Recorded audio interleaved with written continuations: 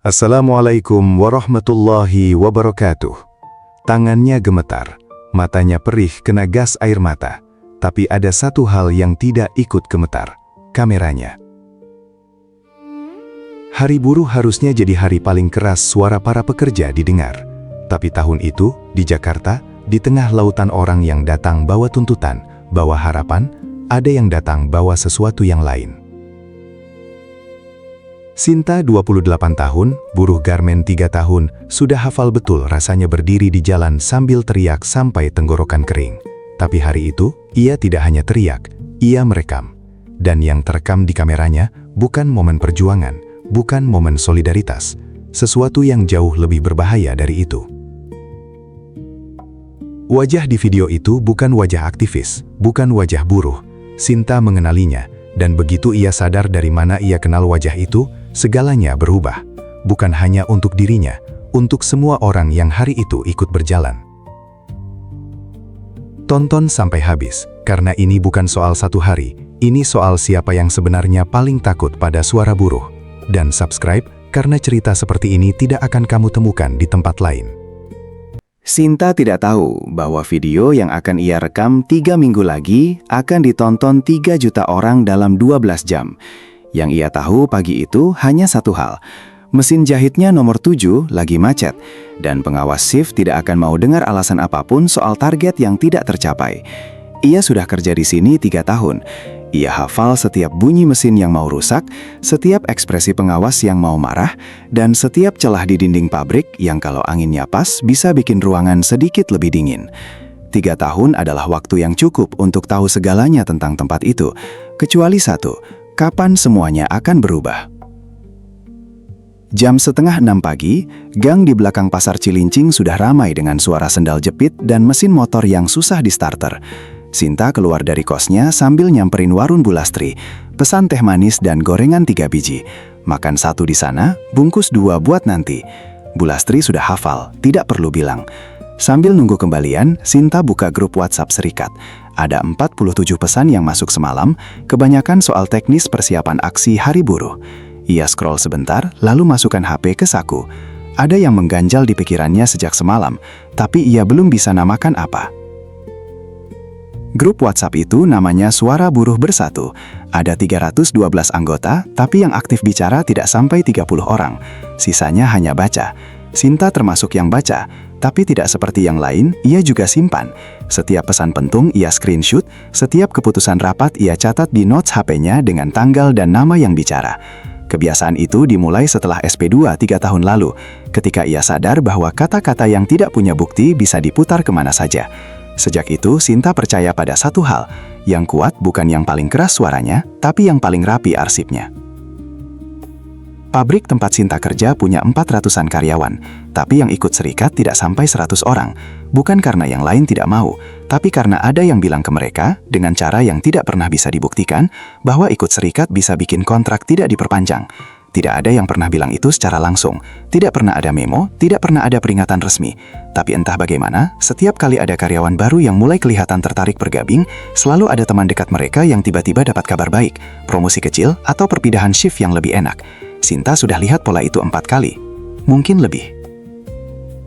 Darto datang ke pertemuan serikat malam itu dengan wajah yang tidak cocok untuk ruangan penuh semangat. Ia duduk di pojok, dengerin semuanya, tidak banyak bicara. Padahal biasanya dialah yang paling banyak ngomong. Sinta perhatikan itu. Setelah pertemuan bubar, saat orang-orang sibuk lipat kertas dan beresin kursi plastik, Darto jalan ke arahnya dan berhenti sebentar, seperti mau bilang sesuatu, tapi tidak jadi. Ia cuma bilang hati-hati dengan cara yang tidak terasa seperti basa-basi biasa. Lalu ia pergi duluan, padahal biasanya dia yang paling terakhir ninggalin tempat. Persiapan aksi Hari Buruh tahun ini berbeda dari tahun-tahun sebelumnya. Bukan lebih besar, tapi lebih berat. Ada tekanan dari beberapa arah sekaligus. Pengurus serikat tingkat pusat yang mulai rewel soal koordinasi, beberapa pabrik yang kabarnya sudah ancam potong bonus kalau karyawannya ketahuan ikut demo, dan yang paling bikin pusing, ada gosip yang beredar di antara koordinator lapangan bahwa tahun ini akan ada tamu tak diundang.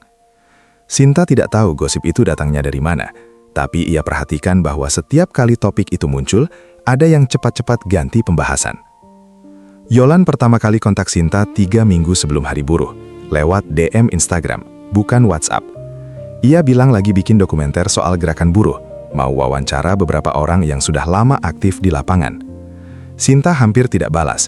Ia sudah terlalu sering lihat orang yang bilang mau bantu ceritain perjuangan buruh, tapi ujung-ujungnya cuma butuh footage dramatis untuk konten.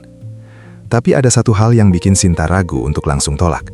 Yolan menyebut satu nama yang tidak banyak orang tahu, nama pengawas shift yang 3 tahun lalu tanda tangani SP2 Sinta. Dari mana Yolan tahu nama itu? Sinta tidak sempat tanya malam itu. Mereka ketemu di warung soto pinggir jalan, 2 hari setelah DM itu. Yolan datang tanpa kamera besar, cuma HP dan earphone yang setengahnya dilepas, seperti orang yang lagi dengerin podcast sambil ngobrol. Sinta perhatikan bahwa Yolan mesen kopi tapi tidak banyak minum, ia lebih banyak dengerin. Dari semua orang yang pernah mau wawancara Sinta, Yolan adalah yang pertama tidak langsung tanya soal jam kerja, upah minimum, atau kondisi toilet pabrik. Yang pertama ia tanya adalah, kamu pernah takut? Sinta butuh sebentar untuk jawab, karena jawabannya lebih rumit dari ya atau tidak. Di luar sana persiapan hari buruh bukan cuma urusan serikat. Ada banyak pihak yang sama-sama sibuk, hanya dengan tujuan yang berbeda-beda. Beberapa LSM kirim relawan buat bantu koordinasi lapangan. Beberapa media besar kirim tim liputan lebih awal dari biasanya. Dan di beberapa grup Telegram yang tidak terhubung ke serikat manapun, ada percakapan yang tidak ada kaitannya dengan tuntutan upah atau hak kerja, tapi selalu muncul kata-kata seperti momentum, reaksi, dan siapa yang bisa dipersalahkan. Tidak ada yang tahu siapa yang buat grup-grup itu. Beberapa sudah dihapus sebelum sempat di-screenshot.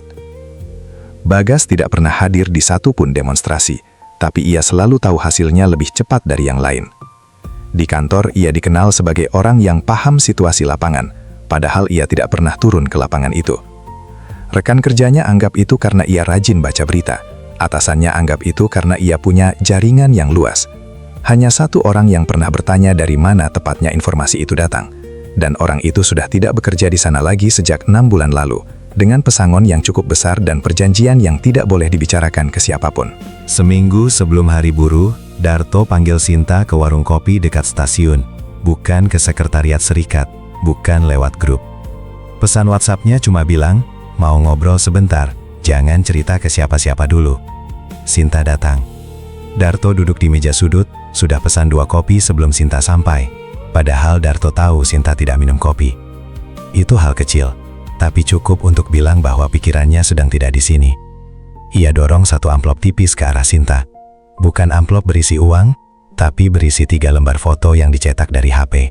Kualitasnya buruk, tapi cukup jelas untuk lihat wajah-wajahnya. Foto-foto itu diambil di 3 tempat berbeda. Satu di depan kantor serikat, satu di parkiran pabrik kawasan Tangerang, satu lagi di depan minimarket dekat posko koordinasi aksi.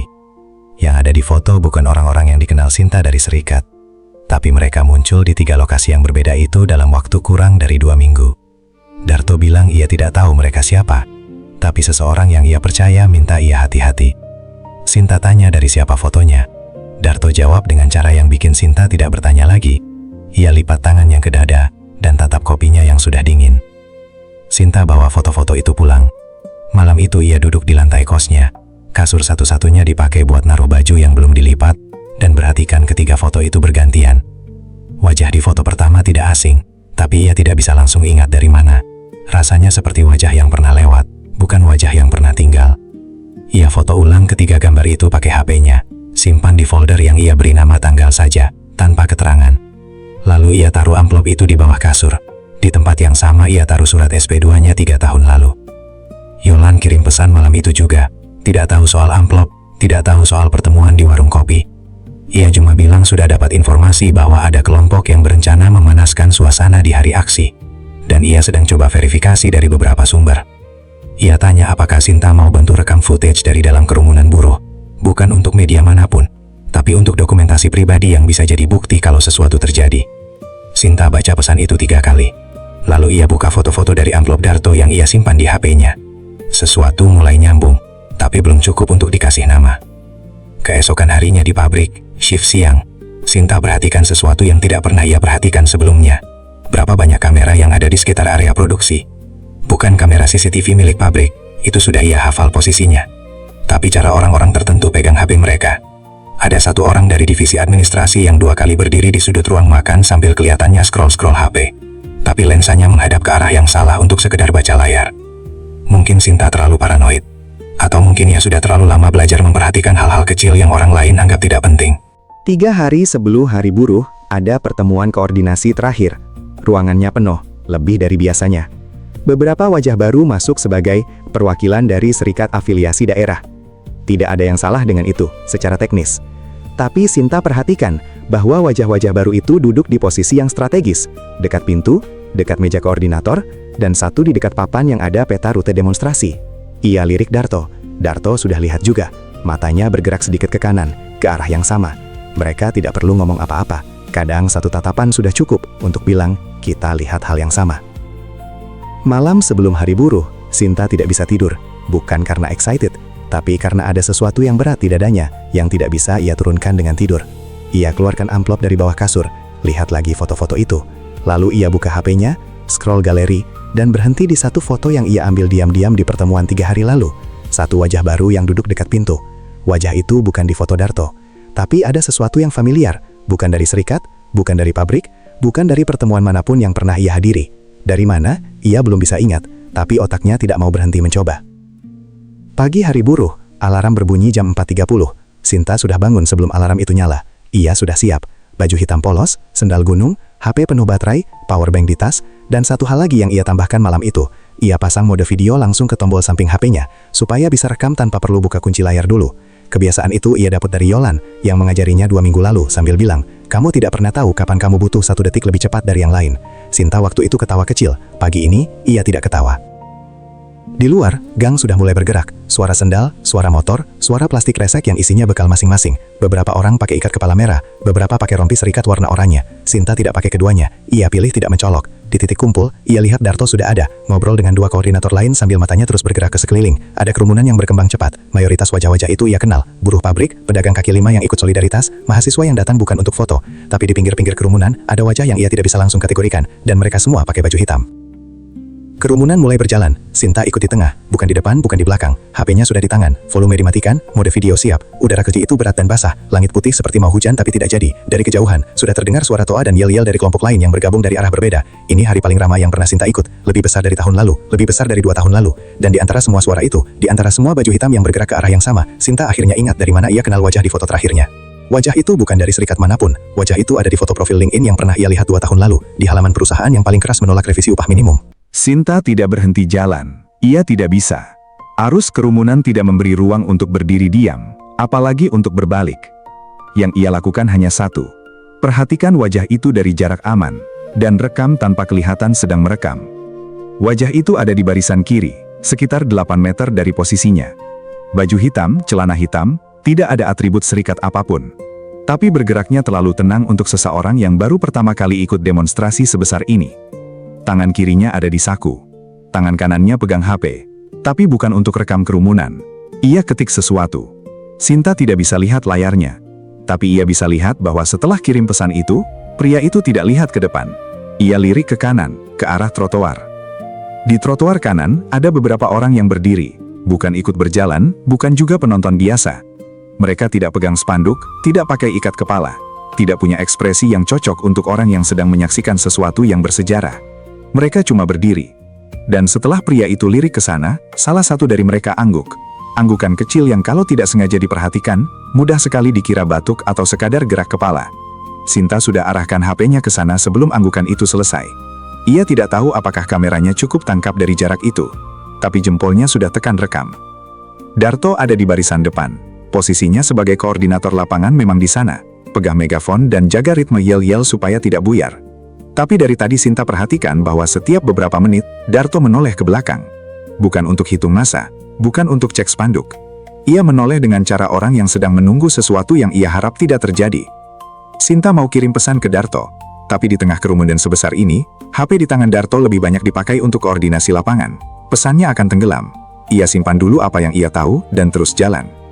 Yolan ada di pinggir kanan barisan. Kamera di tangan, rekam dari sudut yang orang lain tidak ambil. Bukan wajah orang di depan, tapi kaki-kaki di belakang. Cara orang berjalan bisa bilang banyak hal yang wajah mereka sembunyikan. Sinta dan Yolan sudah sepakat dari sebelumnya. Tidak saling tegur di lapangan, tidak kelihatan saling kenal, dan kalau ada yang aneh, kirim foto dulu, tanya nanti. Sinta ambil screenshot dari video yang baru ia rekam, crop wajah pria berjas hitam itu, kirim ke Yolan lewat signal. 4 detik kemudian, Yolan balas dengan satu karakter, titik. Artinya, sudah lihat, simpan dulu, lanjut pantau. Jam 9 lebih sedikit, kerumunan sudah sampai di titik yang paling padat, perempatan besar yang jadi titik temu beberapa rute. Di sini, massa dari arah timur dan barat bergabung jadi satu lautan yang nyaris tidak kelihatan ujungnya. Sinta kehilangan posisi Darto sebentar. Ia coba angkat HP untuk rekam panorama, tapi yang lebih ia perhatikan adalah pinggiran kerumunan, bukan tengahnya. Di pinggir-pinggir itulah, dalam 10 menit terakhir, wajah-wajah hitam itu mulai bergerak masuk. Tidak sekaligus, satu-satu. Seperti air yang meresap ke tanah, pelan, tapi pasti. Ada satu hal yang Sinta pelajari dari 3 tahun ikut demonstrasi. Kerumunan punya suhu sendiri. Bukan suhu udara, tapi suhu sosial. Kamu bisa rasakan kapan massa mulai dari semangat berubah jadi lelah, dari tertib berubah jadi gelisah, dan dari gelisah berubah jadi sesuatu yang lebih panas. Hari ini, suhu itu naik lebih cepat dari biasanya. Bukan karena orang-orang marah, mereka memang marah, tapi dengan cara yang sudah terlatih, sudah terbiasa disalurkan lewat yel-yel dan spanduk. Yang bikin suhu naik adalah sesuatu yang lebih kecil dari itu. Ada gesekan kecil di beberapa titik, ada yang dorong-dorongan di bagian belakang, ada teriakan yang nada dan arahnya tidak cocok dengan yel-yel yang sedang berjalan. Sinta coba mundur sedikit untuk dapat sudut pandang yang lebih luas. Di sana ia lihat pertama kali dengan jelas, ada kelompok di bagian belakang tengah kerumunan yang bergerak berbeda dari massa lainnya.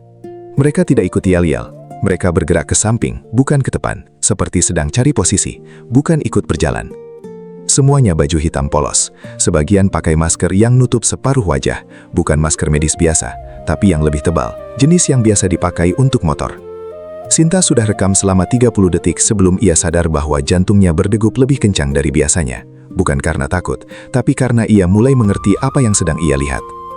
Di grup koordinator lapangan yang Sinta bisa akses, ada pesan masuk dari nomor yang tidak tersimpan di kontaknya, tapi masuk ke grup itu. Pesannya singkat, ada provokator di sektor C, minta perhatian koordinator. Sinta screenshot, lalu ia perhatikan, tidak ada yang balas pesan itu. Darto tidak balas, koordinator lain tidak balas. Padahal grup itu biasanya responsif, kalau ada info lapangan, biasanya dalam hitungan detik sudah ada yang tindak lanjut. Keheningan selama 2 menit di grup itu lebih berisik dari semua teriakan di luar sana. Sinta coba cari tahu nomor itu milik siapa. Tidak ada nama, tidak ada foto profil. Baru dibuat, tanggal pembuatan akun WhatsApp-nya minggu lalu. Yolan kirim foto ke Sinta, bukan lewat pesan, tapi lewat fitur View Once, yang langsung hilang setelah dibuka. Foto itu gambar punggung seseorang yang sedang berdiri di atas trotoar sambil lihat kerumunan. Yang bikin foto itu penting bukan orangnya, tapi yang ada di tangannya. Bukan HP, bukan botol minum, bukan pamflet atau spanduk. Sesuatu yang bentuknya memanjang, dibungkuk kain, dan kalau Sinta salah lihat, ia harap memang ia yang salah lihat. Sinta tutup foto itu, tarik nafas, buka lagi. Tidak, ia tidak salah lihat. Darto akhirnya muncul lagi di pandangan Sinta. Ia sudah turun dari barisan depan, mundur ke tengah dan wajahnya berbeda dari tadi. Bukan panik, Darto bukan tipe yang panik. Tapi ada sesuatu di gerakannya yang bilang ia sudah dapat informasi yang mengubah perhitungannya. Ia berjalan dengan tujuan yang sangat spesifik, melewati orang-orang yang bergerak ke arah berlawanan dengannya. Sinta coba ikuti pergerakannya dari jauh. Darto berhenti di dekat satu kelompok koordinator, bicara sebentar, sangat singkat, kurang dari semenit, lalu bergerak lagi ke arah yang berbeda. Sesuatu sedang diputuskan. Di tempat yang salah, di waktu yang paling tidak tepat. Jam 9.40, ada yang berubah di udara. Bukan bau, bukan suara, tapi tekanan. Seperti ketika kamu di dalam ruangan dan tiba-tiba kamu sadar jendela sudah lama tidak dibuka. Kerumunan masih berjalan, yel-yel masih bersahutan, toa masih menyala, tapi ada sesuatu yang tidak sinkron. Beberapa orang di sekitar Sinta mulai lirik-lirikan dengan cara yang bukan ekspresi solidaritas. Itu ekspresi yang lebih tua dari itu. Ekspresi orang yang mulai hitung berapa jauh mereka dari pintu keluar. Sinta tidak lirik-lirikan, ia rekam. Yang pertama kali terjadi bukan ledakan, bukan teriakan. Yang pertama adalah asap, tipis, bukan dari sumber yang kelihatan, muncul dari arah jam 8 relatif posisi Sinta. Warnanya tidak putih dan tidak hitam, abu-abu kekuningan, jenis yang membuat mata perih sebelum hidung sempat cium baunya. Orang-orang di sekitar arah itu mulai bergerak mundur, tidak berlari, tapi juga tidak berjalan biasa. Sinta palingkan kameranya ke arah asap itu. Dalam viewfinder HP-nya, ia bisa lihat bahwa asap itu tidak datang dari tanah. Ia datang dari tangan seseorang yang sudah berdiri di sana, sebelum kerumunan sampai ke titik itu. Darto muncul tiba-tiba di sebelah kiri Sinta. Ia tidak sempat lihat dari mana datangnya. Ia pegang lengan Sinta sebentar. Tidak kencang tapi cukup jelas maksudnya. Jangan lari, jangan ikut arus yang mundur, tetap rekam. Sinta sudah melakukan itu sebelum Darto bilang. Yang membuat momen itu penting bukan apa yang Darto katakan, tapi bahwa ia sengaja cari Sinta di tengah kerumunan yang mulai buyar untuk bilang hal itu. Artinya Darto tahu Sinta sudah merekam sesuatu. Dan artinya Darto tahu bahwa apa yang terekam itu penting, lebih penting dari keselamatan untuk mundur sekarang. Dari arah selatan ada suara yang berbeda masuk ke dalam kerumunan. Suara yang tidak cocok dengan demonstrasi manapun yang pernah Sinta ikuti. Bukan suara toa, bukan yel-yel, bukan sirine yang masih jauh. Suara itu lebih keras dari semua itu dan lebih dekat dari yang seharusnya. Bunyi benturan benda keras dengan sesuatu yang lebih keras lagi. 1 kali, lalu diam sebentar, lalu 2 kali berturut-turut. Kepala orang-orang berpaling ke arah yang sama. Dan di antara semua kepala yang berpaling itu, Sinta lihat beberapa yang tidak berpaling sama sekali. Mereka yang sudah tahu dari mana suara itu datang karena mereka sudah ada di sana sebelum suara itu muncul. Sinta rekam selama 17 detik tanpa berhenti. Dan dalam 17 detik itu, ia tangkap sesuatu yang tidak ia rencanakan untuk tangkap. Bukan asap, bukan kerumunan yang mulai buyar, tapi satu wajah. Wajah yang ia kenal dari foto LinkedIn 2 tahun lalu. Wajah yang semalam tidak bisa ia tiduri karena tidak bisa ia namakan dari mana asalnya. Wajah itu sekarang tidak di pinggiran kerumunan, ia sudah di tengah. Dan tangannya sedang bergerak ke arah yang membuat Sinta menekan tombol rekam lebih keras dari yang diperlukan. Seolah tekanan jempolnya bisa bikin kamera merekam lebih jelas.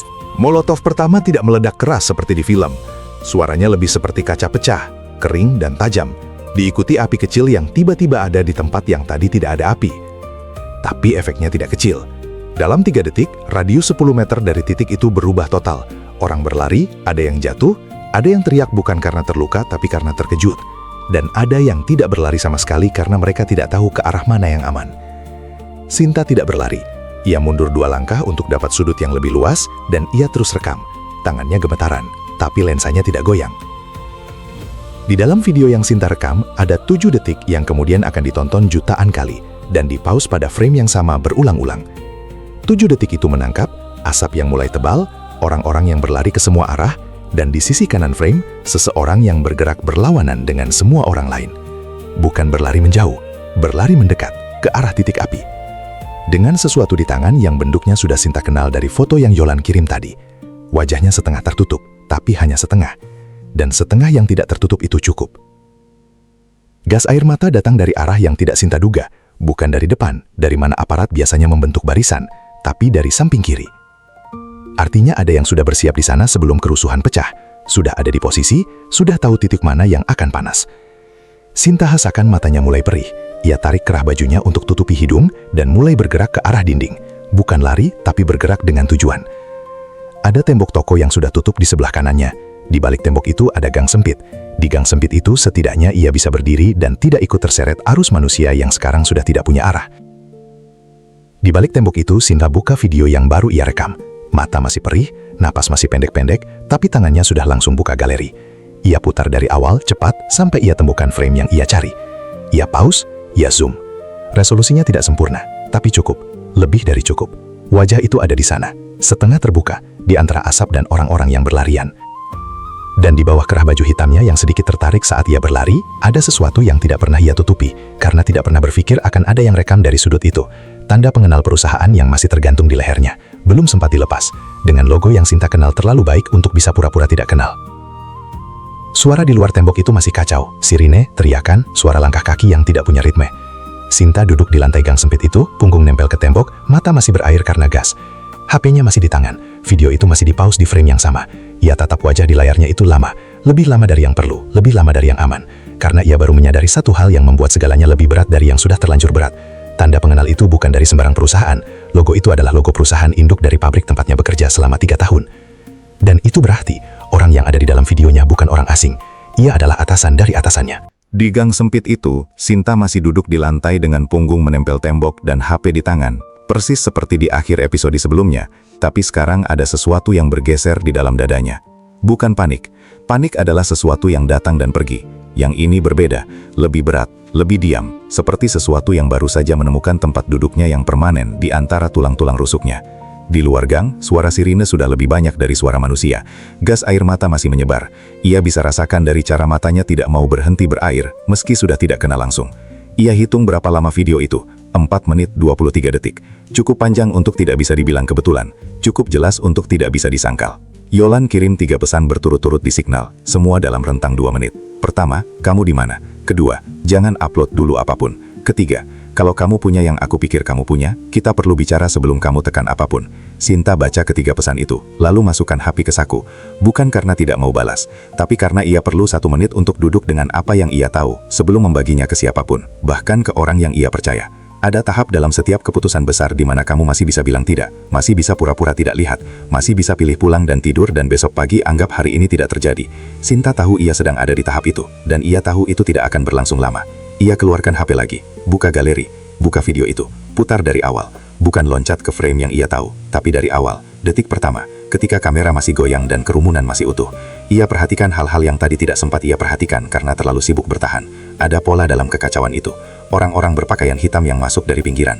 Mereka tidak pernah berkumpul, tidak pernah berdiri di tempat yang sama. Tapi kalau ditarik garis di antara posisi-posisi mereka, garis itu membentuk sesuatu yang tidak acak, seperti formasi yang sudah dilatih, atau setidaknya sudah dibahas. Titik A, titik B, titik C, dan siapa yang berdiri di mana. Darto muncul di mulut gang, bukan karena cari Sinta, tapi karena gang itu kebetulan adalah jalur yang ia pakai untuk mundur dari kerumunan.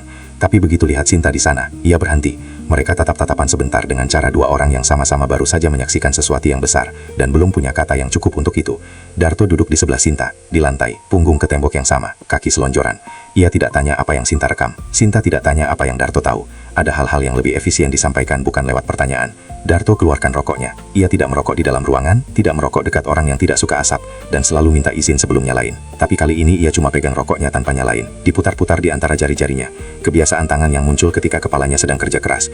Ia bilang sesuatu dengan cara yang sangat pelan, bukan berbisik, tapi dengan volume orang yang sadar bahwa kata-kata tertentu punya berat yang berbeda kalau diucapkan dengan suara penuh. Sinta dengerin, tidak ada yang perlu ia catat karena apa yang Darto bilang sudah langsung terukir. Itu bukan informasi baru, tapi konfirmasi dari sesuatu yang selama ini hanya berbentuk firasat. Yang Darto konfirmasi, ia sudah tahu ada infiltrasi sejak 6 minggu lalu. Bukan dari mana-mana, dari seseorang di dalam perusahaan yang punya nurani lebih besar dari rasa takutnya, yang kirim pesan lewat jalur yang tidak bisa dilacak, yang bilang bahwa ada rencana untuk jadikan hari buruh sebagai sesuatu yang lain dari yang seharusnya. Darto sudah lapor ke pengurus serikat tingkat atas. Hasilnya, tidak ada. Bukan karena tidak dipercaya, tapi karena tidak ada bukti. Dan tanpa bukti, laporan itu hanya jadi catatan kecil di dokumen yang tidak pernah dibuka lagi. Sampai hari ini. Sinta putar videonya ke Darto, bagian yang penting saja, 30 detik di sekitar frame yang ia pause tadi. Ia perhatikan wajah Darto saat menonton. Tidak ada ekspresi yang dramatis, tidak ada reaksi yang besar. Hanya ada satu hal yang berubah. Rahangnya mengencang sedikit, cara yang biasanya tidak kelihatan kalau kamu tidak perhatikan. Sinta sudah cukup lama kenal Darto untuk tahu bahwa itu bukan ekspresi terkejut. Itu ekspresi orang yang baru saja lihat bukti dari sesuatu yang sudah lama ia takutkan. Dan rasa takut itu terkonfirmasi, terasa lebih berat dari rasa tidak tahu. Yolan akhirnya kirim lokasi, bukan lewat signal, lewat pesan biasa, dengan bahasa yang terasa seperti orang yang ngajak ketemuan minum es teh. Itu kesepakatan yang mereka buat sebelumnya. Kalau situasi tidak aman, tidak ada pesan yang kelihatan serius. Semua ditulis seperti percakapan biasa. Lokasi yang Yolan kirim adalah warung soto yang sama, tempat mereka pertama kali ketemu. Sinta tunjukkan pesan itu ke Darto. Darto baca, lalu angguk. Ia minta ikut, bukan karena tidak percaya Yolan, tapi karena ada hal-hal yang lebih aman dibicarakan bertiga daripada sendiri-sendiri. Mereka keluar dari gang itu satu persatu, dengan jeda 1 menit di antara keduanya, seperti yang tidak saling kenal. Warung soto itu masih buka. Pemiliknya sudah berpengalaman cukup untuk tahu bahwa hari buruh selalu berarti banyak orang lapar dan haus yang butuh duduk sebentar. Yolan sudah di sana, di meja sudut yang sama, tapi kali ini ia tidak pesan kopi. Di mejanya ada laptop yang sudah terbuka, dan ia sedang ketik sesuatu dengan cepat ketika Sinta dan Darto masuk. Ia tutup laptopnya begitu lihat mereka. Bukan karena ada yang disembunyikan, tapi karena apa yang ada di layar itu lebih baik dibicarakan dengan kata-kata dulu sebelum dilihat. Yolan sudah kumpulkan dari beberapa sumber yang berbeda, bukan hanya rekaman Sinta. Ada footage dari wartawan lain yang tidak tahu apa yang mereka rekam. Ada screenshot dari beberapa akun yang sekarang sudah dihapus. Ada satu rekaman audio, kualitasnya buruk, dari seseorang yang tidak mau disebutkan namanya, yang merekam percakapan di tempat parkir 3 hari sebelum hari buruh. terpisah-pisah, semuanya bisa dibilang kebetulan atau interpretasi berlebihan. Tapi kalau disusun berurutan, kalau diletakkan satu di samping yang lain dengan tanggal dan lokasi yang tepat, gambar yang terbentuk tidak bisa dibantah dengan kata kebetulan. Ada satu hal yang Yolan ungkap di meja itu yang membuat Sinta dan Darto diam lebih lama dari biasanya. Bukan soal siapa yang ada di video Sinta, soal itu mereka sudah mulai bisa terima. Yang membuat mereka diam adalah ini. Aksi hari ini bukan satu-satunya yang direncanakan. Ada tanggal lain, ada kota lain, ada skenario yang lebih besar dari yang hari ini sudah terjadi. Dan kalau hari ini berhasil, kalau kerusuhan yang dipicu oleh orang-orang berpakaian hitam itu berhasil membuat berita besar dengan narasi yang salah, maka yang berikutnya akan lebih berani, lebih besar, dan jauh lebih sulit untuk dibuktikan siapa yang memulainya. Darto tanya satu pertanyaan yang sederhana tapi berat. Kenapa sekarang? Bukan kenapa hari buruh. Itu sudah jelas, momentum yang paling mudah dimanfaatkan. Tapi kenapa tahun ini? Kenapa ketika revisi upah minimum sedang di puncak pembahasan? Kenapa ketika gerakan buruh baru saja mendapatkan lebih banyak perhatian media dari sebelumnya? Yolan tidak langsung jawab. Ia buka laptopnya lagi, putar sesuatu. Bukan video, tapi dokumen. Beberapa baris teks yang Sinta tidak sempat baca seluruhnya sebelum Yolan tutup lagi. Tapi cukup untuk lihat satu hal. Ada nama perusahaan di sana. Dan di bawah nama perusahaan itu, ada angka yang formatnya seperti anggaran. Sinta minta izin ke kamar mandi. Ia tidak butuh kamar mandi. Ia butuh 2 menit untuk berdiri sendirian di tempat yang tidak ada yang lihat wajahnya. Di depan cermin kecil itu, ia cuci muka 2 kali. Air dingin tidak banyak membantu matanya yang masih merah karena gas, tapi setidaknya memberi alasan untuk berdiri di sana lebih dari 3 detik. Ia tatap mukanya sendiri. 3 tahun. 3 tahun ia sudah ada di gerakan ini. Dari SP2, dari pertemuan-pertemuan malam di ruangan yang belum ada AC-nya, dari demonstrasi kecil yang tidak diliput siapapun. Dan sekarang ia pegang sesuatu yang lebih besar dari semua itu. Pertanyaannya bukan apakah ia akan upload video itu. Pertanyaannya adalah apa yang akan terjadi setelahnya. Kembali ke meja, Sinta taruh HP-nya di tengah. Layar menghadap ke atas, video sudah di queue siap untuk dibagikan. Ia lihat Yolan, ia lihat Darto. Tidak ada yang ngomong dulu. Ini adalah salah satu momen di mana semua orang di meja itu tahu bahwa apapun yang diputuskan dalam beberapa menit ke depan tidak bisa ditarik lagi. Seperti karet yang sudah ditarik terlalu jauh, kamu bisa lepaskan atau kamu bisa pegang terus, tapi karet itu tidak akan pernah kembali ke bentuk semula. Yolan bilang sesuatu soal verifikasi, soal waktu yang dibutuhkan untuk susun konteks yang benar. Darto bilang sesuatu soal keamanan, soal nama-nama yang akan terlibat kalau ini keluar. Sinta dengerin keduanya, lalu ia ambil HP-nya kembali. Yang membuat Sinta akhirnya memutuskan bukan karena ia tidak takut. Ia takut. Bukan karena ia yakin semuanya akan baik-baik saja. Ia tidak yakin itu. Yang membuatnya memutuskan adalah ingatan tentang perempuan di lantai pabrik 2 bulan lalu yang jatuh pingsan karena shift ke-12, dan tidak ada yang berani lapor ke HRD karena takut kontraknya tidak diperpanjang. Bukan satu kejadian besar. Hanya satu perempuan, satu lantai pabrik, 1 hari yang terlalu panjang. Tapi itulah yang selalu berada di balik semua angka dan semua tuntutan yang selama ini mereka bawa ke jalan. Orang-orang yang tidak punya nama di berita manapun, tapi ada di setiap alasan mereka berdiri di sana. Sinta buka akun media sosialnya.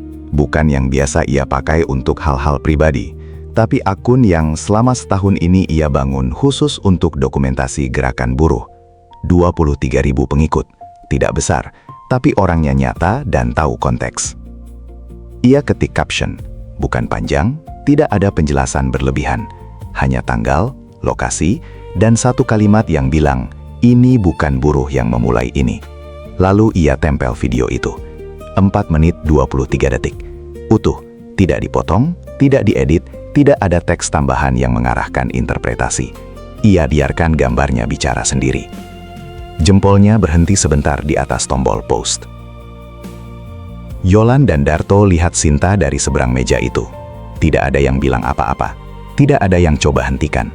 Karena keduanya tahu bahwa keputusan itu bukan milik mereka. Dan karena keduanya tahu bahwa dalam beberapa versi dunia yang berbeda, mereka berdua akan membuat keputusan yang sama. Detik-detik itu terasa lebih panjang dari yang seharusnya.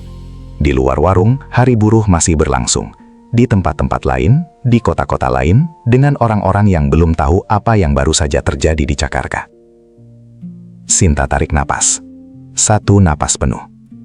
Lalu ibu jarinya menekan layar. Dalam 14 menit pertama, video itu ditonton 200 kali. Angka yang kecil, angka yang biasa untuk konten dokumentasi yang butuh konteks. Tapi di menit ke-15, sesuatu bergerak. Satu akun besar dengan ratusan ribu pengikut merepost dengan satu kata. Lalu akun lain. Lalu beberapa akun media independen yang sudah lama liputan isu buruh. Di warung itu, Sinta, Yolan, dan Darto duduk dengan HP masing-masing dan lihat angkanya naik. Bukan dengan ekspresi menang, tapi dengan ekspresi orang yang baru saja melempar batu ke kolam yang sangat tenang dan mulai lihat gelombangnya menyebar ke pinggir-pinggir yang belum bisa mereka lihat dari sini.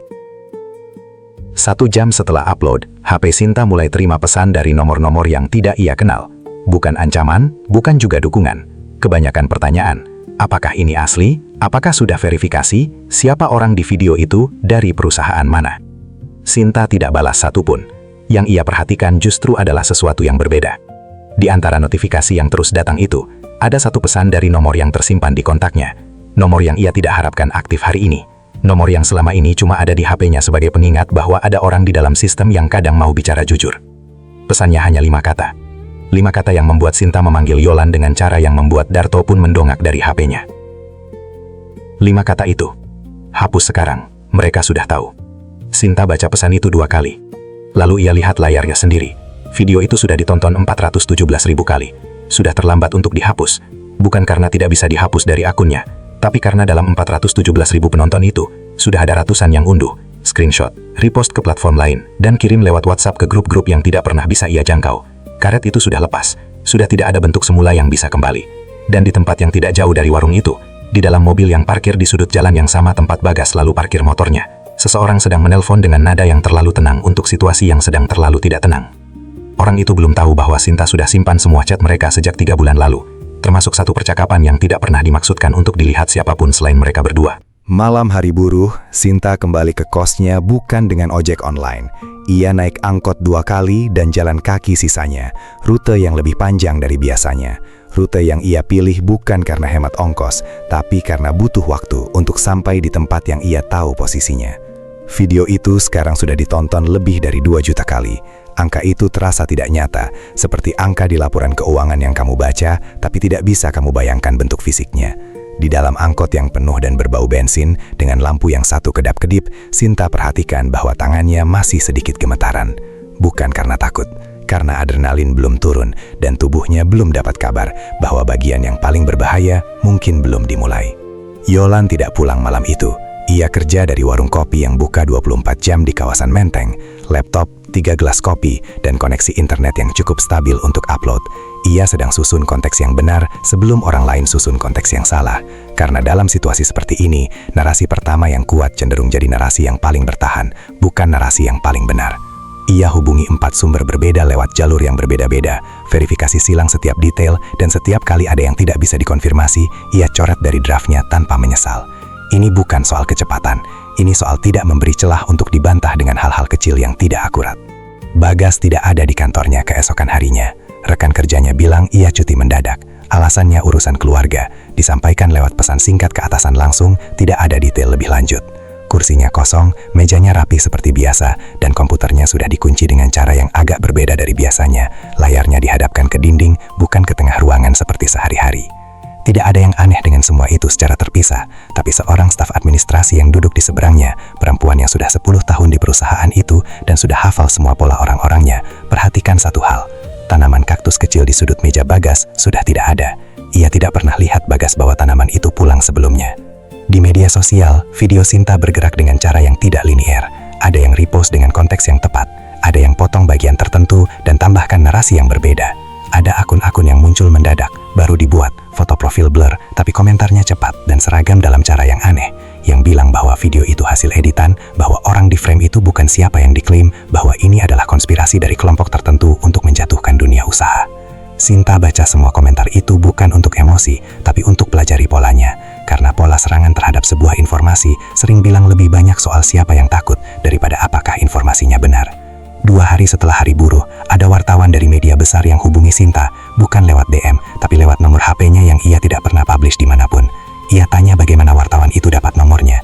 Jawabannya, dari seseorang di lingkaran serikat yang ingin nama mereka tidak disebutkan. Sinta tidak lanjutkan percakapan itu. Ia screenshot percakapan itu, simpan di folder yang sama dengan foto-foto dari amplop Darto, dan catat tanggal serta jam dengan teliti. Karena seseorang yang punya nomornya dari dalam lingkaran serikat dan mau kasih ke wartawan tanpa izin, itu bukan seseorang yang ada di pihak yang sama dengannya. tidak peduli seberapa lama mereka pakai rompi oranye yang sama. Tetangga kos Sinta, perempuan paruh baya yang kerja di laundry dan biasanya tidak tertarik dengan urusan siapapun, ketuk pintu kosnya malam ketiga. Ia bilang ada 2 orang yang siang tadi tanya-tanya soal Sinta ke bu kos. Bukan polisi, bukan orang yang mengaku dari instansi manapun. Hanya 2 orang dengan penampilan yang rapi dan pertanyaan yang terdengar kasual. Sudah berapa lama tinggal di sini? Kerja di mana? Sering pulang malam atau tidak? Bu kos pikir itu teman Sinta yang mau kasih kejutan ulang tahun atau semacamnya. Tetangganya tidak berpikir begitu, karena orang yang mau kasih kejutan ulang tahun tidak biasanya tanya jam berapa target pulang. Sinta dengerin ini sambil berdiri di ambang pintu, tidak masuk, tidak keluar. Sinta telepon Yolan malam itu. Pertama kali mereka bicara lewat suara sejak semua ini mulai. Semua sebelumnya lewat teks. Yolan bilang situasinya sedang bergerak cepat di beberapa arah sekaligus.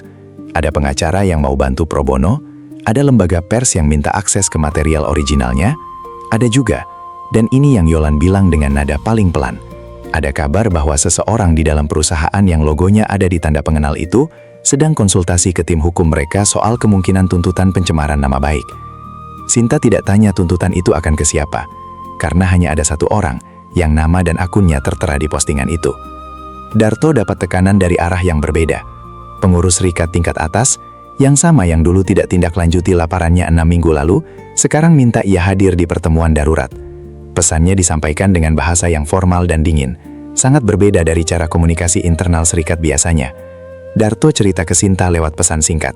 Mereka minta semua material yang ia punya, semua sumber yang ia tahu, dan minta ia tidak bicara ke media manapun sebelum ada koordinasi resmi.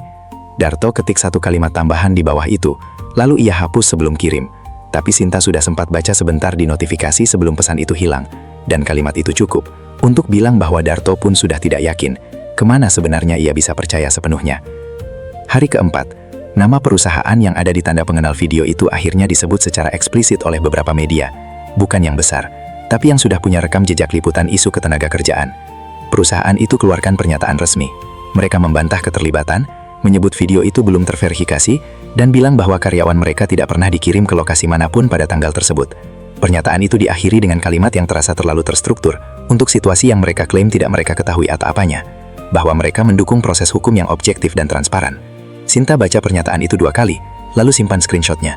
Kalimat terakhir itu menarik, karena orang yang tidak tahu apa-apa biasanya tidak langsung bicara soal proses hukum. Ada yang Sinta tidak ceritakan ke Yolan, tidak ceritakan ke Darto, tidak ceritakan ke siapapun, bahwa di antara semua kekacauan 4 hari itu, ia masih masuk kerja. Shift pagi, jam 6, mesin jahit nomor 7 yang masih sering macet. Target yang tetap sama tidak peduli hari Senin atau hari setelah hari buruh. Ia masuk karena tidak masuk berarti memberi alasan untuk surat peringatan lagi, dan ia butuh posisi itu tetap aman, selama ia belum tahu seberapa jauh ini akan sampai. Tapi ada yang berbeda. Pengawas shift yang biasanya singkat dan efisien dalam memberikan instruksi, pagi itu 2 kali berdiri di dekat mesin jahit nomor 7 lebih lama dari perlu. Tidak bilang apa-apa, hanya berdiri. Dan sekali, ia lirik ke arah HP Sinta yang ada di saku. Yolan publish artikelnya di hari kelima. Panjang, terdokumentasi, dengan metadata video yang sudah diverifikasi oleh 2 lembaga independen yang konfirmasi bahwa footage itu tidak diedit. Ia tidak publish nama lengkap orang yang ada di video, hanya inisial, nama perusahaan, dan jabatannya. Tapi di dunia internet yang tidak pernah benar-benar anonim, nama lengkap itu sudah beredar di banyak tempat, bahkan sebelum artikel Yolan selesai dibaca. Artikel itu dibagikan 30.000 kali dalam 6 jam pertama. Yang lebih penting dari angka itu, ia dibagikan oleh beberapa akun yang selama ini tidak pernah berbagi konten soal isu buruh, jurnalis hukum, akademisi kebijakan publik, dan 1 mantan pejabat yang sudah lama tidak aktif di media sosial, tapi tiba-tiba muncul untuk bagikan 1 hal ini. Di lingkungan pabrik tempat Sinta kerja, berita itu menyebar dengan cara yang hanya bisa terjadi di tempat yang orang-orangnya makan siang di kantin yang sama dan istirahat di koridor yang sama.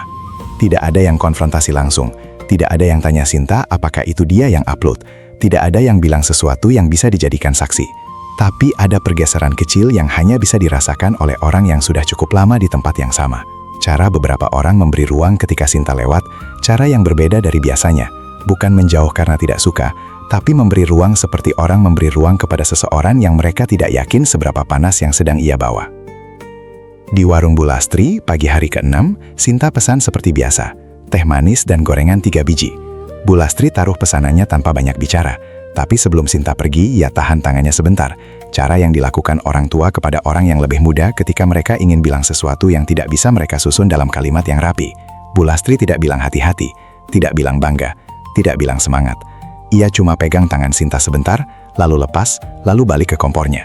Itu cukup. Kadang yang paling berarti adalah yang tidak punya kata. Bagas muncul kembali di hari ke-7, bukan ke kantor, tapi ke sebuah pertemuan yang diadakan di ruang meeting Hotel Bintang 3 di kawasan Sudirman. Pertemuan itu tidak ada di agenda publik manapun. Yang Sinta tahu tentang pertemuan itu datang bukan dari sumber yang bisa ia sebutkan, tapi dari seseorang yang pesan makanan ke sana dan perhatikan nama-nama di daftar tamu yang tergeletak di meja resepsionis. Ada 3 nama dari asosiasi pengusaha, 1 nama dari firma hukum yang sering tangani kasus ketenagakerjaan, dan Bagas. Di antara nama-nama itu juga ada 1 nama yang tidak ada di perusahaan manapun, hanya nama, tanpa jabatan, tanpa afiliasi. Nama itu yang kemudian membuat Yolan duduk tegak ketika Sinta kirim fotonya. Yolan kenal nama itu, bukan dari liputan buruh, dari liputan yang berbeda sekali, 2 tahun lalu, ketika ia masih di media dan liputannya di take down tanpa penjelasan. Nama itu ada di dokumen yang ia simpan sebelum akses editorialnya dicabut, dokumen yang berisi daftar pihak yang punya kepentingan finansial dalam kebijakan upah minimum yang sedang dibahas waktu itu. Ia tidak pernah bisa publish itu karena tidak punya cukup bukti, hanya nama, hanya koneksi, hanya pola yang terlalu rapi untuk kebetulan. Dan sekarang nama yang sama muncul di daftar tamu pertemuan yang diadakan seminggu setelah hari buruh yang rusuh. Benang itu tidak putus, ia hanya selama ini tidak kelihatan karena tidak ada yang cukup dekat untuk memegangnya.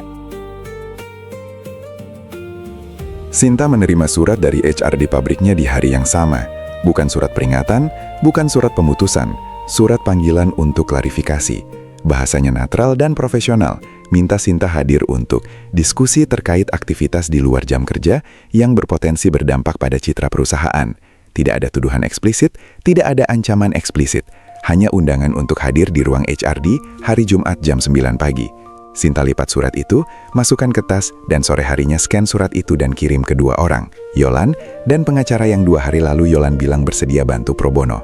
Ia tidak perlu instruksi untuk tahu bahwa ia tidak boleh masuk ke ruang itu tanpa seseorang yang paham bahasa yang dipakai dalam surat seperti itu. Darto hadir di pertemuan pengurus serikat yang mereka minta. Ia cerita setelahnya ke Sinta lewat pesan yang ia hapus sendiri 3 menit setelah dikirim, tapi Sinta sudah screenshot. Pertemuan itu bukan soal tindak lanjut kasus. Pertemuan itu soal manajemen narasi. Bagaimana serikat harus respon secara resmi supaya tidak terlihat mendukung tindakan sepihak yang belum melalui prosedur koordinasi resmi. Kata tindakan sepihak itu yang membuat Darto pergi sebelum pertemuan selesai, karena ia tahu bahwa dalam bahasa organisasi, kata itu bukan deskripsi, itu pembingkaian, dan pembingkaian selalu punya tujuan. Ada satu hal yang bocor ke tetangga, bukan soal video, bukan soal perusahaan, sesuatu yang lebih kecil dan lebih personal. Seseorang di dalam pabrik bilang ke seseorang di luar pabrik bahwa Sinta sudah dapat SP2 3 tahun lalu karena masalah yang sama. Cerita itu tidak akurat sepenuhnya. SP2 itu soal lembur yang tidak ia ikuti, bukan soal aktivisme. Tapi dalam perjalanannya dari mulut ke mulut, cerita itu sudah berubah bentuk menjadi sesuatu yang lebih mudah dipakai untuk bilang, ini bukan pertama kali, ini pola, ini orang yang memang suka cari masalah. Sinta dengar versi cerita itu dari 2 arah berbeda dalam 1 hari, dan kedua arah itu tidak saling kenal. Seminggu setelah hari buruh, kondisi Sinta di permukaan terlihat normal. Ia masih masuk kerja, masih beli gorengan di Bu Lastri, masih duduk di tempat yang sama di kantin. Tapi ada satu hal yang berubah yang tidak banyak yang perhatikan. Ia tidak lagi taruh HP-nya di saku. Ia taruh di genggamannya terus, sepanjang hari. Karena ia sudah pelajari bahwa 1 detik bisa jadi perbedaan antara punya bukti dan tidak punya bukti. Dan ia tidak mau lagi ada situasi di mana 1 detik itu hilang karena HP-nya ada di tempat yang salah. Yolan perhatikan itu ketika mereka ketemuan untuk ketiga kalinya. Dan ia tidak bilang apa-apa, karena ia melakukan hal yang sama sejak 2 tahun lalu dan tidak pernah ada yang bilang itu salah. Malam akhir minggu itu Sinta duduk di lantai kosnya lagi, posisi yang sama dengan malam sebelum hari buruh, tapi amplop dari Darto sudah tidak ada di bawah kasur, sudah ada di tangan orang yang lebih tahu cara menjaganya. Yang ada di tangannya sekarang adalah HP-nya, terbuka di folder yang ia beri nama tanggal saja, yang sekarang sudah berisi lebih banyak dari foto-foto itu. Ada screenshot, ada percakapan, ada dokumen yang dikirim ke akunnya oleh seseorang yang tidak ia kenal tapi rupanya tahu kemana ia bisa kirim sesuatu, dan yakin itu akan sampai ke tangan yang benar. Di antara dokumen-dokumen itu ada satu yang ia belum berani buka sepenuhnya, karena judulnya saja sudah cukup untuk bilang bahwa apa yang selama ini terasa seperti satu kejadian besar di 1 hari, sebenarnya sebenarnya adalah bagian kecil dari sesuatu yang sudah berjalan jauh lebih lama dari 3 tahun yang sudah ia habiskan di lantai pabrik itu. Dan nama yang ada di halaman pertama dokumen itu, nama yang pertama kali muncul sebelum semua nama lain, bukan nama Bagas, bukan nama orang di video, bukan siapapun yang selama ini ada di permukaan. Nama itu adalah nama yang selama ini ada di papan nama di depan gedung yang setiap hari Sinta lewati ketika masuk kerja. Nama yang semua orang baca, tapi tidak pernah ada yang benar-benar tanya siapa orangnya. Dokumen itu masih ada di foldernya, masih belum dibuka sepenuhnya, masih berhenti di halaman pertama yang berisi nama yang ada di papan gedung itu. 3 hari sudah berlalu sejak malam ketika Sinta pertama kali lihat nama itu. Dan setiap pagi ia bangun dengan pikiran yang sama. Belum waktunya. Bukan karena takut, tapi karena ia sudah belajar bahwa membuka sesuatu yang besar sebelum kamu siap menanggung semua konsekuensinya adalah cara paling cepat untuk kehilangan kendali atas hal yang paling penting. Ia pergi kerja. Ia jahit, ia hitung target, ia beli gorengan 3 biji di Bulastri. Dan 1 detik pun dalam hari itu, dokumen itu tidak pernah benar-benar pergi dari kepala bagian belakangnya. Pertemuan dengan HRD terjadi Jumat jam 9, seperti yang dijadwalkan. Sinta datang dengan pengacara pro bono yang Yolan rekomendasikan. Perempuan 38 tahun yang bicara dengan kecepatan yang terukur dan tidak pernah kelihatan terburu-buru, bahkan ketika situasinya meminta itu. Di ruang HRD yang kecil dan berbau pengharum ruangan terlalu kuat itu, ada 3 orang dari pihak perusahaan. 1 dari HRD, 1 dari legal, dan 1 yang tidak diperkenalkan jabatannya, hanya namanya. Singkat, lalu langsung duduk di kursi paling jauh dari pintu. Sinta perhatikan bahwa kursi paling jauh dari pintu adalah juga kursi paling dekat ke stop kontak. Dan di bawah meja, sesuatu terhubung ke stop kontak itu yang bukan charger HP biasa. Pertemuan itu berlangsung 50 menit. Tidak ada yang mengancam secara eksplisit. Tidak ada yang menyebut nama video, tidak ada yang menyebut hari buruh secara langsung. Semua disampaikan dalam bahasa yang rapi dan jarak yang terjaga. Soal kewajiban karyawan menjaga nama baik perusahaan. Soal klausul kontrak terkait pernyataan publik. Soal harapan perusahaan agar semua pihak bisa bersikap profesional ke depannya. Pengacara Sinta menjawab setiap poin dengan cara yang membuat orang dari pihak legal itu 2 kali mengetuk penanya ke meja. Bukan karena marah, tapi karena kebiasaan orang yang sedang berpikir keras. Sinta tidak bicara 1 kata pun selama 50 menit itu. Ia tidak perlu. Setelah pertemuan itu, Sinta duduk di tangga belakang gedung kantor. Bukan karena perlu istirahat, tapi karena tangganya adalah satu-satunya tempat di gedung itu yang tidak ada kamera pengawas. Pengacaranya berdiri di sebelahnya dan bilang sesuatu yang Sinta simpan lama, bahwa cara sebuah perusahaan bereaksi terhadap kebenaran sering lebih bercerita daripada kebenaran itu sendiri. Mereka tidak minta Sinta cabut video, mereka tidak minta klarifikasi atau permintaan maaf. Yang mereka lakukan adalah ingatkan Sinta soal kontrak, dan itu, kata pengacaranya dengan nada yang sama ratanya, adalah langkah orang yang tahu mereka tidak bisa serang isi videonya, jadi mereka serang orang yang merekamnya. Bagas tidak pernah kembali ke kantornya, bukan dipecat. Kata yang beredar di dalam perusahaan adalah pengunduran diri dengan hormat, disampaikan lewat surat yang sudah ditandatangani, dengan pesangon yang jumlahnya tidak pernah diumumkan ke siapapun. Mejanya sudah bersih dalam 2 hari, lebih cepat dari biasanya, karena biasanya meja karyawan yang pergi butuh seminggu untuk dibersihkan dari barang-barang pribadi. Tanaman kaktus kecil itu tidak pernah kembali ke mejanya. Perempuan yang sudah 10 tahun kerja di sana dan perhatikan ketidakhadiran tanaman itu, ia pensiun 3 bulan kemudian, lebih cepat dari yang ia rencanakan, dan tidak pernah cerita ke siapapun apa yang ia tahu. Yolan dapat ancaman pertamanya di minggu ketiga. Bukan fisik, bukan hukum. Lebih halus dari itu. Tawaran kerja. Dari media besar, dengan gaji 3 kali lipat dari yang pernah ia dapat sebelumnya, dengan jabatan yang terdengar penting, dan posisi yang secara halus akan menempatkannya jauh dari liputan ketenaga kerjaan. Email itu ditulis dengan bahasa yang hangat dan penuh pujian atas karya jurnalistik yang kuat dan berani. Yolan screenshot email itu, simpan, lalu balas dengan kalimat yang sangat pendek yang bilang terima kasih atas tawaran, tapi ia sedang di tengah proyek jangka panjang yang tidak bisa ia tinggalkan.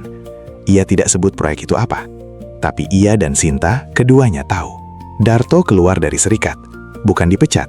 Tidak ada drama besar, tidak ada pertemuan yang panas. Ia cukup tidak hadir di 3 pertemuan berturut-turut, tidak balas pesan-pesan koordinasi, dan pada suatu hari mengirimkan 1 pesan ke grup pengurus yang isinya hanya 2 kalimat. Bahwa ia mengundurkan diri karena alasan pribadi, dan bahwa ia berterima kasih atas semua tahun yang sudah dilewati bersama. Tidak ada yang tanya alasan sesungguhnya. Mungkin karena sudah tahu. Mungkin karena lebih mudah untuk tidak tanya. Ia pindah ke Purwodadi sebulan kemudian, kota kecil, jauh dari semua rute yang selama ini ia hafal, dan mulai kerja las lagi seperti sebelum semua ini dimulai. Tapi ia masih nyalain radio dangdut setiap subuh. Kebiasaan itu tidak pernah ia tinggalkan. Di pabrik tempat Sinta kerja, ada yang berubah pelan-pelan. Bukan dramatis, tidak ada kebijakan baru yang diumumkan, tidak ada pertemuan besar yang diadakan. Tapi dalam 3 minggu setelah hari buruh, ada 2 hal kecil yang berbeda. Kantin menyediakan 1 menu tambahan di hari Jumat, dan pengawas shift yang biasanya menutup mata soal izin ke toilet selama jam produksi, sekarang tidak lagi mempermasalahkannya. Perubahan-perubahan itu tidak ada hubungannya satu sama lain secara resmi. Tidak ada memo, tidak ada kebijakan tertulis. Tapi Sinta perhatikan waktunya. Dan ia perhatikan bahwa perubahan itu dimulai tepat 4 hari setelah video itu mencapai 3 juta penonton. Sinta akhirnya buka dokumen itu, seluruhnya sampai halaman terakhir. 3 minggu setelah pertama kali ia terima. Ia buka di kos, malam hari, dengan pintu terkunci dan tirai ditutup, bukan karena paranoid, tapi karena kebiasaan yang sudah terbentuk sendiri. Dokumen itu 32 halaman. Ia baca semua. Ia selesaikan jam 2 pagi. Lalu ia taruh HP-nya menghadap ke bawah, matikan lampu, dan tidur dengan cara yang tidak pernah ia bayangkan bisa dilakukan setelah membaca sesuatu besar itu. Ia tidur dengan cepat, dalam, dan tanpa mimpi. Karena ada hal-hal yang begitu berat sehingga ketika kamu akhirnya tahu seluruhnya, tubuhmu memilih untuk istirahat sebelum otakmu sempat mulai panik. Yolan dan Sinta ketemuan untuk 4 kalinya. Kali ini bukan di warung soto, bukan di meja sudut manapun. Mereka jalan kaki di sekitar waduk, siang hari, di antara orang-orang yang lari pagi telat dan ibu-ibu yang dorong stroller. Tempat terbuka, berisik secukupnya, tidak ada sudut diam yang membuat percakapan lebih mudah direkam. Sinta kasih dokumen itu ke Yolan, bukan file digital, tapi printan yang sudah ia cetak e-warnet dekat stasiun dengan akun yang ia buat khusus dan sudah ia hapus setelah selesai. Yolan baca 10 halaman pertama sambil berjalan, lalu berhenti. Bukan karena kakinya lelah, tapi karena ada hal-hal yang tidak bisa dibaca sambil bergerak. Kamu butuh berdiri diam dulu untuk bisa menerima seluruh beratnya. Ada satu nama di dokumen itu yang membuat segalanya terhubung. Nama yang ada di papan gedung pabrik. Nama yang selama ini hanya jadi teks dekoratif di latar belakang kehidupan sehari-hari Sinta. Nama itu tidak hanya ada di pabrik tempat Sinta kerja. Nama itu ada di beberapa perusahaan lain, ada di beberapa yayasan yang kelihatannya tidak berhubungan, dan ada di satu dokumen lama, tanggalnya 7 tahun lalu, yang berisi rencana sistematis untuk melemahkan posisi tawar serikat buruh di beberapa kota industri secara bersamaan. Bukan rencana kekerasan, lebih rapi dari itu. Rencana tentang siapa yang dikontrol, siapa yang dibeli, siapa yang dilemahkan dari dalam, dan siapa yang disiapkan untuk jadi kambing hitam kalau ada yang bocor. Proses hukum mulai berjalan, tapi lambat, seperti semua proses hukum yang melibatkan pihak yang punya lebih banyak pengacara dari yang terlapor. Ada satu tersangka yang ditetapkan, bukan Bagas, bukan nama di papan gedung, bukan siapapun yang ada di level yang sebenarnya membuat keputusan. Seseorang di level pelaksana, wajah yang ada di beberapa video dari berbagai sudut berbeda, yang pengacaranya sudah berdiri di sampingnya bahkan sebelum namanya resmi disebut ke publik. Sinta ikuti prosesnya dari jauh, tidak hadir di persidangan, tidak kasih pernyataan ke media, tidak update di akun yang sama yang ia pakai upload video. Karena ia sudah pelajari bahwa yang tampil terus di permukaan adalah yang paling mudah dihabisi duluan.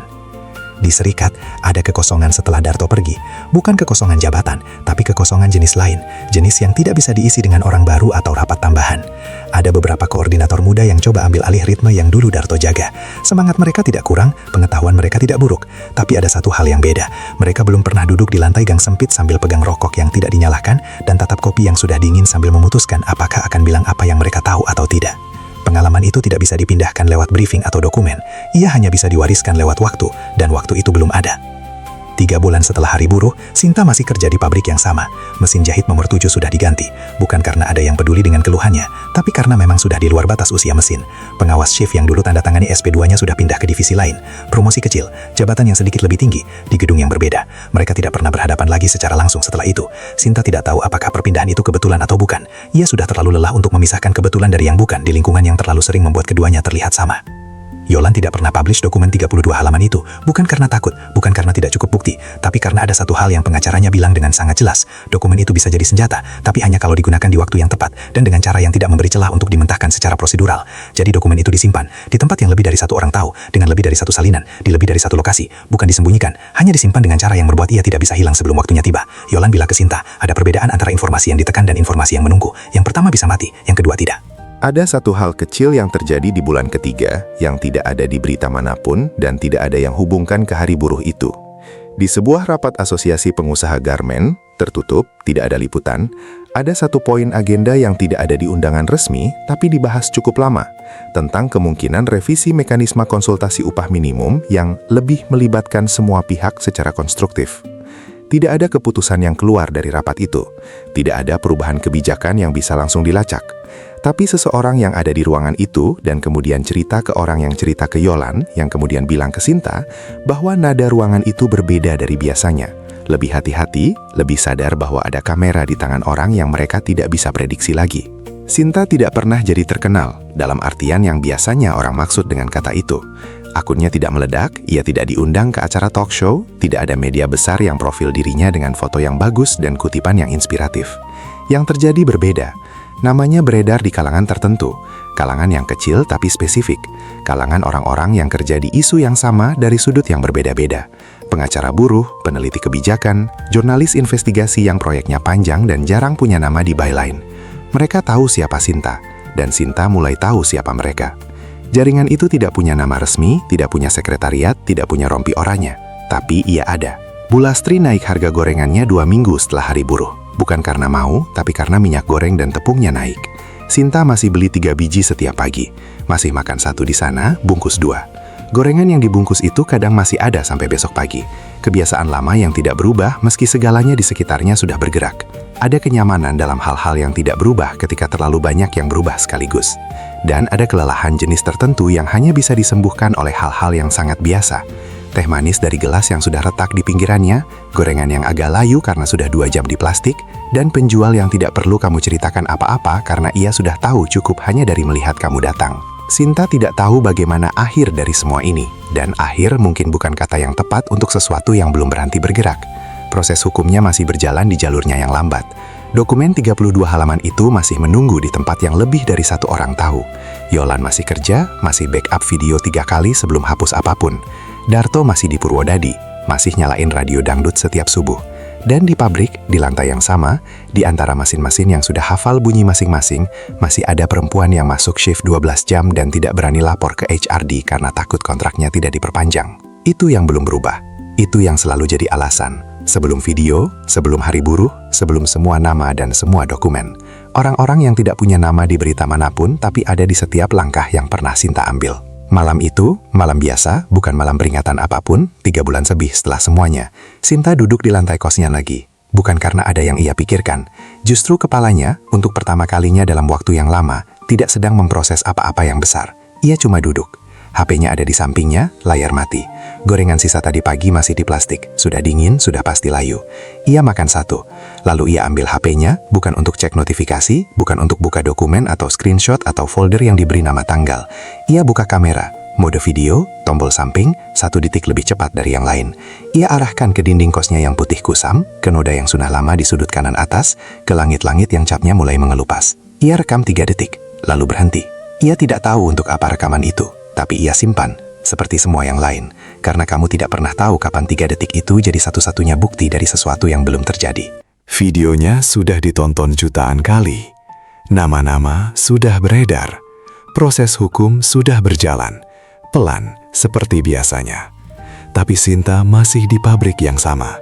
Mesin jahit yang sama, gang yang sama. Yang berubah cuma 1 hal kecil yang tidak ada di berita manapun. Di kantin pabrik itu, sekarang ada 1 menu tambahan setiap hari Jumat. Tidak ada yang resmi mengakui kenapa, tapi semua orang tahu. Perubahan paling nyata kadang tidak punya nama.